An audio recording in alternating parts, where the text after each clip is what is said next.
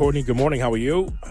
I'm great, guys. How you doing? We're doing awesome, Courtney. Great article. 6 things to know about the Bears coaching search. I thought that was incredibly well written, well researched. People should absolutely look at it.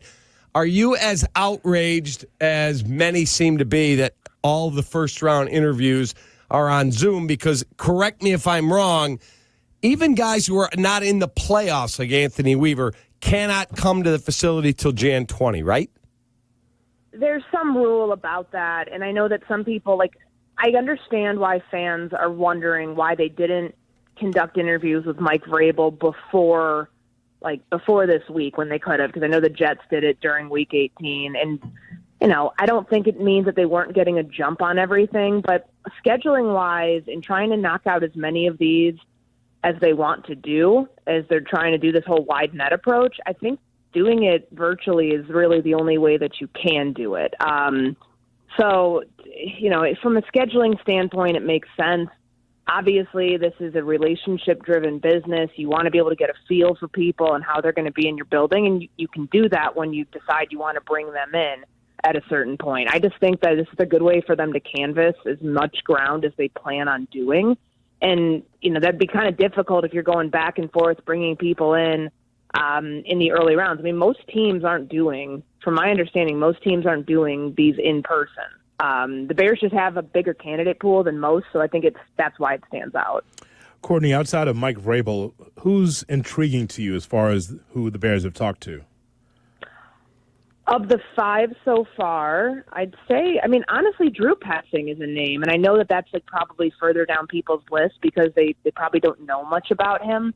But I covered Drew in Minnesota. He was a position coach. He coached tight ends for a bit when I was up there. He's one of the smartest coaches I've been around, and I'm sure that the overlap, Kevin Warren was there when Drew was in Minnesota as well.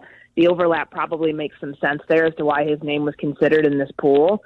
And he probably won't be the first choice or, the sexiest name out there that people want the Bears to focus on. But watching what he's done with Kyler Murray these last 2 years, it's a name to keep an eye on. It's probably not going to yield itself in this search because there are some bigger names. There is a bigger focus. But I did think that was an intriguing one. And then, of course, Pete Carroll getting the interview that 2 weeks ago on Christmas, we find out he's interested in it. I think the Bears are in the right to give him an interview to find out what they can glean from that, from him, his process, what he envisions for the Chicago Bears. But of course, the big names are going to be the ones that intrigue you. And we know that Saturday, which is tomorrow, that's when they're going to be talking to Ben Johnson in the afternoon. How that goes beyond what Ben Johnson already has scheduled. He's got the Patriots today. I believe Jacksonville will be in there too at some point. How quickly the Bears move on who they want to be their head coach after this first round with the names, as they start to whittle down that list, I think that's going to be pretty telling about who they're really serious about.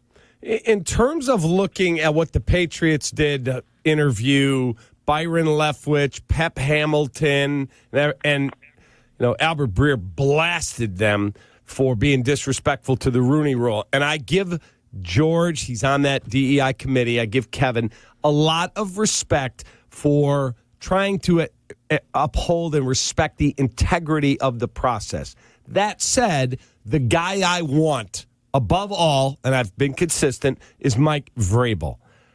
When he's such an in-demand candidate, and I know the others are on Zoom because they have to by league rules, I get all that. Why would you not fly him in here so you could at least show off? I know our team sucks. I know we don't have a great rep. Look at this building. It's top 5 in the league. We want you. Why? Explain that to me. Yeah, because his contract was up, whatever that date was in December, so he could, start the process early. That was by design when he signed with Cleveland for the 1-year deal that he had as an analyst. I think it's a fair question, Cap. I don't know the reason why they decided not to fly him in when I believe that they could have, because they were able to get started with him earlier. They could have had him in the building last week, and they chose to start their whole process on the same day with Ryan Poles talking to us, front-facing figure showing that this is his search. He's going to be leading it. I don't think there was any questioning from that after the way that this press conference was handled versus the one that we saw in December. So maybe it's a byproduct of wanting just, to not start it until they're doing it all at once. It could be that. Is it a bad thing that they didn't fly Mike Vrabel in? No, not necessarily. Is it a bad thing that they had the interview and then let him go interview somewhere else? Because I believe the Raiders are going to be today, if not in the next couple of days or something like that too. And same thing with Pete Carroll. No, I don't. This is the first round. They have to hit Rooney Rule requirements, and we really don't know, what constitutes as that. I know some people have brought up Mike Kafka having Puerto Rican descent. Does that qualify? I truly don't know the answer to that. But they've interviewed Anthony Weaver. They did that, I believe it was yesterday. They have to go through the process here. And I understand people being frustrated about it not being in person. I think it's from a scheduling standpoint and from just trying to do this the way that they can cover as much ground. It may not be anything more than that. They're going to have people in person. They're going to do that. They have to do that. It's going to happen at some point. It just didn't happen in the first round. And is it disrespectful to Mike Vrabel? I don't think you need to look at it that way. I really don't. What did you glean from Kevin Warren's comments? We have not spoken to you since the press conference, so we were able to hear from George and Kevin and also from Ryan Poles. So what did you get from Kevin Warren? Because I think that we're all on the same page, Courtney, that Ryan Poles would be selecting this next head coach. But Kevin Warren, it didn't sound like a ringing endorsement on some of the things he said about Ryan. What did you get from what he had to say?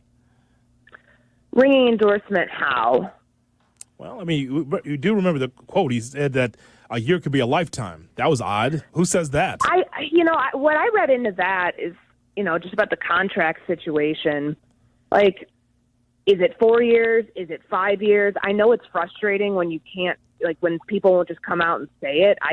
It might be a leverage play. I understand that. I think that he was trying to say that within the question that was asked to him as it was being presented, that Poles is going into the final year of his contract, that there might be some things in there that I don't know. I don't think it's within. I don't think he needed to come out and say, "Yeah, we're giving Ryan Poles an extension right now. You can put all this to bed." Would that have helped matters? Sure. No, but I don't think I would have said this though. There are a lot of assumptions in your question. When we say long term, a year is a lifetime, and I know that's important. And I know 2025 is important not only from a football standpoint, from a stadium standpoint, from an operation standpoint. And so again, I trust Ryan. I trust the process that he has put together. I'm confident it will yield positive results. We will hire a world-class coach, whether it's Thomas Brown or someone who currently does not work in our organization. We will get this right, and I'm looking forward to it. I am so excited about being able to start these interviews. I haven't been able to sleep the last couple of nights. I'm not putting a clock on Ryan Poles and his tenure with the Bears, Courtney. I'm just saying, to say that a year could be a lifetime. I think I would probably answer that differently. I didn't glean anything from that in that regard. I thought his answer when I asked him about what happens if somebody comes in and wants their own GM was a stronger endorsement of Ryan Poles than that answer, obviously. Yeah, a year is a lifetime. I think it's just not wanting to play his hand and probably not being in the authority to speak about, the future long term of Ryan Poles. I get that. But I thought his answer on what happens if somebody comes in, Ben Johnson really wants his own GM, he kind of put that to bed without saying it outright. He, circled around it and then said, I'm confident in our process that Ryan's leading. And I think that's what he has to say. I don't really know what more he can say other than Ryan's in charge here. They had optics-wise, they did the right thing by having Ryan Poles be the one who was speaking, and not just speaking to the media and speaking to the fans, speaking to anybody who's going to be interviewing here, and coaches and their agents. They see all that stuff. I think that mattered. And it mattered having one central voice, the voice that's going to be leading the search, the voice that's going to be asking the majority of the questions in these interviews, especially in the first round, to whittle down their list to find out who fits this team from an X's and O's standpoint, schematically, but then culture and what you expect this head coach to do for this team to be able to get this team on track. That all has to come from the general manager. And I think that strategically the team positioned its messaging so it it does at least appear that way on the outside, that all of those things are coming from Ryan Poles and that he is the one truly in charge of this search. So I sent a tweet out several weeks ago that the Bears flew Dan Quinn here and coach, and then someone close to Dan reached out to me and said, you missed the best part. He was in the middle seat in the back of the plane, and it went everywhere. And I'm sure the Bears are not thrilled that that news got out, but guess what? When you go on the cheap, that's the blowback you're going to get. And I chuckled when I saw in your column where you wrote, yeah, they're not going to fly people in economy anymore. So do candidates look at the Bears and go, you got to be kidding me? Because even people close to Dan said, yeah, he was bad in his interview because he was so mad the way he was treated that I'm not getting that job and I don't even know if I want that job and I'm going home. And now here he is, a candidate for Coach of the Year. So are they truly all in to be first class? That was a different process, and it was a different leadership in a lot of those things. Like, I will tell you from people I have talked with in reporting that story, and just like that's not a good look. Obviously, that's not a good look, and it does make them look amateur. And that's not how you want to come across to a candidate pool when you're a team that has been struggling. You haven't won a playoff game since 2010. There does look to be some of the phrase that's often thrown around with the Bears, mom and pop organization.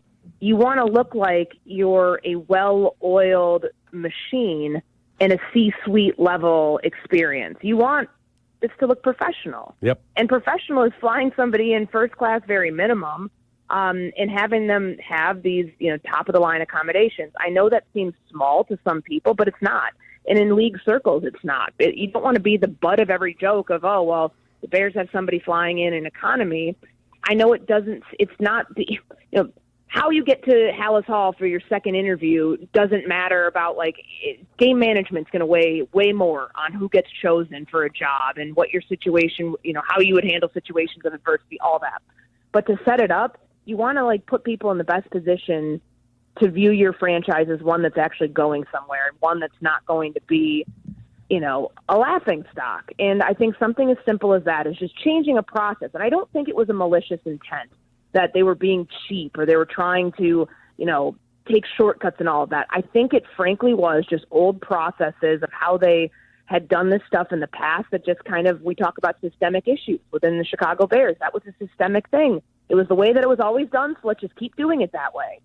That can't fly today. If you want to get the best coaches in here, you've got to roll out the red carpet from the onset.